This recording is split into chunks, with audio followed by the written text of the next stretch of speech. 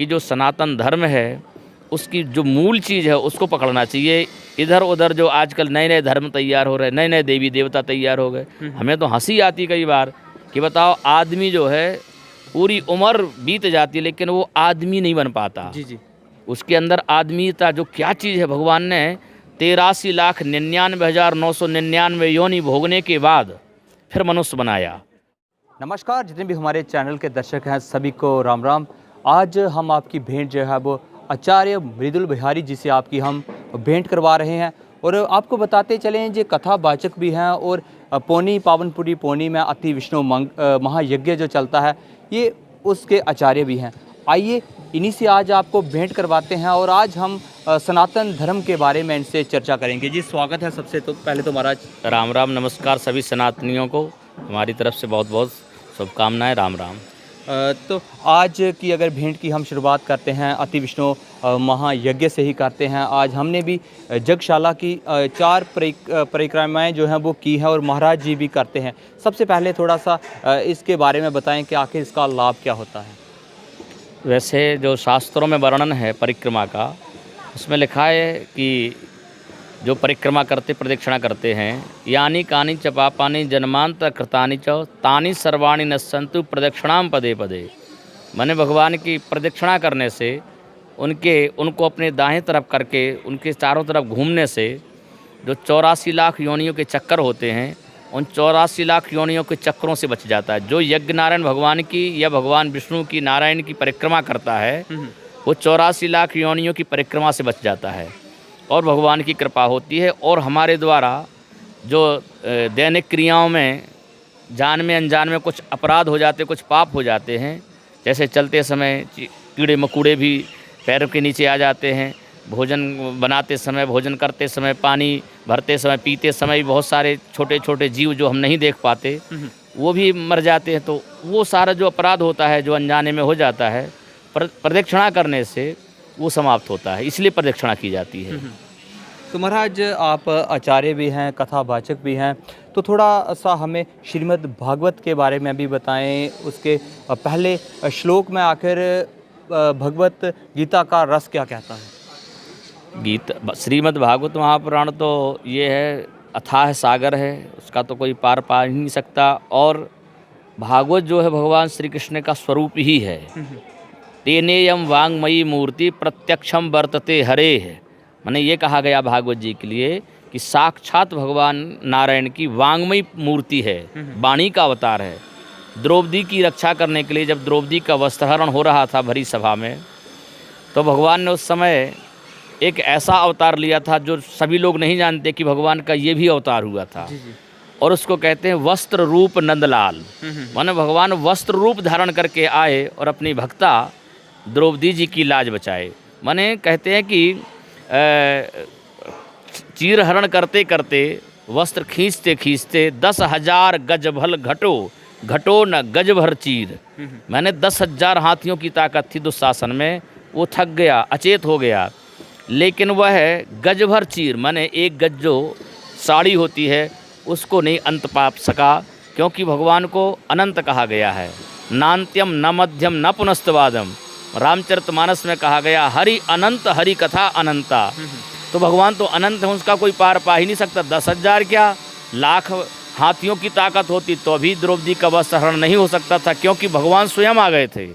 वहाँ वस्त्र नहीं था, वहाँ तो देख करके लोग हैरान थे और सोच रहे थे कि हो क्या रहा है। नारी बीच सारी है, नारी बीच सारी है कि सारी बीच नारी है, नारी की ही सारी है कि सारी की ही नारी है। यही समझ में नहीं आ रहा था कि स्त्री है ये वस्त्र है कि स्त्री है क्या है, कुछ समझ में नहीं आ रहा था। तो ये भगवान तो साक्षात अनंत हैं। और भागवत जो है, भागवत का तो कोई पार ही नहीं पा सकता है। सबसे पहले भागवत जो है वो जिनकी ये कथा है, ये कथा नारायण की है, हरि नारायण की है। और उन्होंने ही सर्वप्रथम ये कथा अपने पुत्र ब्रह्मा को सुनाई थी, क्योंकि ब्रह्मा जी को उन्होंने नाभि से उत्पन्न किया था, अपने कमल से उत्पन्न हुए थे। तो वो यह नहीं समझ पा रहे थे कि हम आए कहाँ से, हमारा जनक कौन है, जन्मदाता है कौन। बहुत कोशिश करी और वो कमल नाल के सहारे नीचे तक गए, लेकिन अंत तब पाए जब उनका अंत हो। अंत है ही नहीं तो अंत कैसे मिला। तो वापस आकर के पुष्प पर बैठ गए। तब भगवान नारायण ने कहा तप करो, माने अदृश्य रूप में कहा, प्रत्यक्ष नहीं कहा आकर के। तब उन्होंने तपस्या की, तब भगवान आए और भगवान ने आकर के फिर उनको आदेश दिया था। और 4 श्लोक जो सुनाए थे वही भागवत जी है। 4 श्लोक थे पहले, वही 4 श्लोकों को सुना करके ब्रह्मा जी को कहा कि अब तुम सृष्टि का सृजन करो। तो ब्रह्मा जी ने सृष्टि का विभिन्न प्रकार की सृष्टि करी, जो कि हर पुराणों में सृष्टि का वर्णन है। और वही 4 श्लोक फिर ब्रह्मा जी ने अपने पुत्र नारद जी को दिए थे। और नारद जी ने वही 4 श्लोक जो थे वो वेदव्यास जी को, बद्रिकाश्रम में जो माणा गांव है वहीं पर व्यास जी को ये 4 श्लोक प्रदान किए। फिर व्यास जी ने सरस्वती जो कि बगल में प्रवाहित होती, वहीं से उद्गम स्थल है, गणेश जी को स्मरण किया, सरस्वती का पूजन किया। फिर वहीं बैठ करके, क्योंकि ये तो स्वयं भगवान के अवतार थे वेदव्यास जी महाराज, तो इन्होंने जो 4 श्लोक थे उन्हीं 4 श्लोकों के 18,000 श्लोक किए। तो श्रीमद्भागवत महापुराण जो 18,000 श्लोक हैं, फिर व्यास जी ने उन्हीं 18,000 श्लोकों को अपने पुत्र सुखदेव जी को सुनाई और सुखदेव जी ने राजा परीक्षित को सुनाई, जिसको हम आप सभी लोग भागवत जी कहते हैं। और फिर भागवत जी का भगवत वो तो 18 पुराणों में सर्वश्रेष्ठ पुराण माना गया है। तो भागवत जी की कथा तो सौभाग्य मिलता है, जाते हैं जगह जगह होती रहती हैं और उसमें बड़ा आनंद भी आता है। भगवान से लोगों को जोड़ते हैं, हम स्वयं भी भगवान से जुड़ते हैं। मैंने हम आपसे ये भी जानना चाहेंगे, कहीं ना कहीं इस समय बहुत से ऐसे भी कुछ आडंबर बीच में आ चुके हैं। अगर सनातन धर्म की बात करते हैं तो इन्हीं ग्रंथों को जो है वो तरोड़ मरोड़ के कुछ नए पंथ जो हैं वो बनते जा रहे हैं। इसको किस तरह से आप देखते हैं? ये बहुत अच्छा प्रश्न आपने किया और इस बात को हम हमेशा हर मंच से बोलते हैं, क्योंकि सबसे पहली बात तो युग का असर है। जी। युग कलयुग है। पहले सतयुग था, सतयुग के लोग अलग किस्म के होते थे, त्रेता के अलग, द्वापर के अलग, ये तो कलयुग है। कलयुग में लिखा है तुलसीदास जी ने रामचरितमानस में, कालीमल ग्रसे धर्म सब लुप्त वहे सदग्रंथ, दम्भन निजमत कल्प कर प्रगट किए बहुपंथ। जी। माने कलयुग में बहुत सारे जो मूल चीज़ है वो धीरे धीरे लुप्त होने की कगार पर होगी। और जो आडंबर है, पाखंड है, वो केवल स्वार्थवश लोग उसको प्रकट करेंगे और लोगों को भ्रमित करेंगे। जो सच बात है उसको नहीं बताएंगे, जो मूल चीज़ है जिसको जड़ कहते हैं उसको छोड़ करके और डालियों पर, तनों पर लटक करके अपनी रास्ता भटक रहे होते हैं। तो हमारा कहने का मतलब यही है कि जो सनातन धर्म है उसकी जो मूल चीज़ है उसको पकड़ना चाहिए।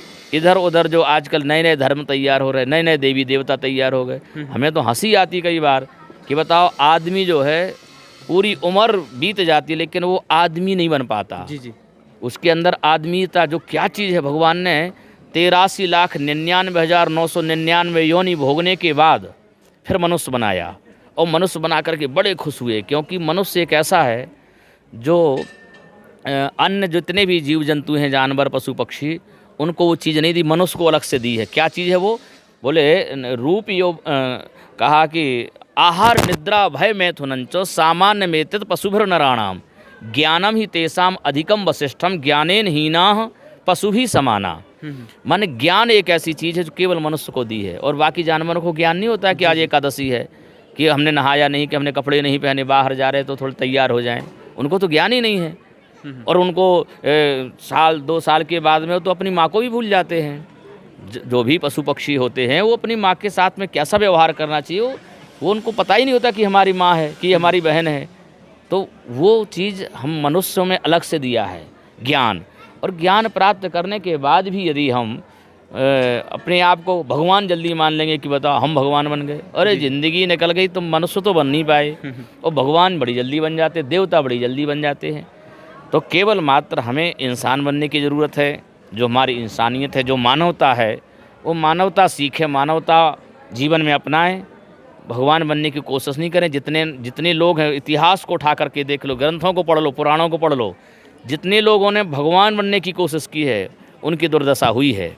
और आज भी जो भी भगवान बनने की कोशिश कर रहे, कितने लोग तो बेचारे भीतर हो गए हैं, और वो नंबर आने वाला है जो अपने आप को भगवान कहते हैं, स्वयं घोषित भगवान, उनका भी नंबर आएगा। हमारे कहीं ना कहीं हम देखते हैं कि जो भी कथाकथित तौर पे खुद को संत या कुछ लोग ऐसे हैं वो आज जेलों में भी हैं, लेकिन उनके कार्यक्रम जो हैं वो आज भी टेलीविज़न पे टेलीकास्ट हो रहे हैं। आपको नहीं लगता कि सरकार को भी कुछ इनिशिएटिव इन लोगों पे लेना चाहिए ताकि लोग जो हैं वो इस आडंबर से बच सकें? अब ये हम सीधा तौर पर तो नहीं बोल सकते, क्योंकि ये बात भी सच है। आज आप देखिए जितने भी कारागृह में कैदी हैं वो सभी अपराधी नहीं हैं। उनमें से ज़्यादातर लोग बेचारे निरपराधी हैं। अपराधी लोग तो मौज कर रहे होते हैं। जो बेचारों जिन्होंने कुछ नहीं किया वो किसी भी चाहे शोर सिफारिश की वजह से, पैसों के अभाव की वजह से बेचारे भीतर हैं, और जो अपराध कर रहे होते हैं वो अपना किसी तरह से शोर सिफारिश लगा के पैसा ले दे करके बाहर घूम रहे होते हैं।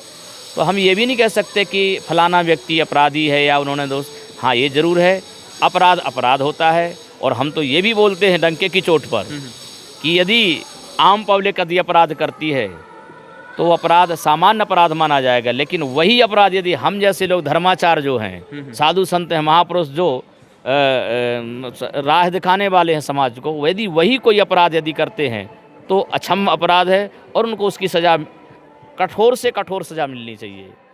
धन्यवाद।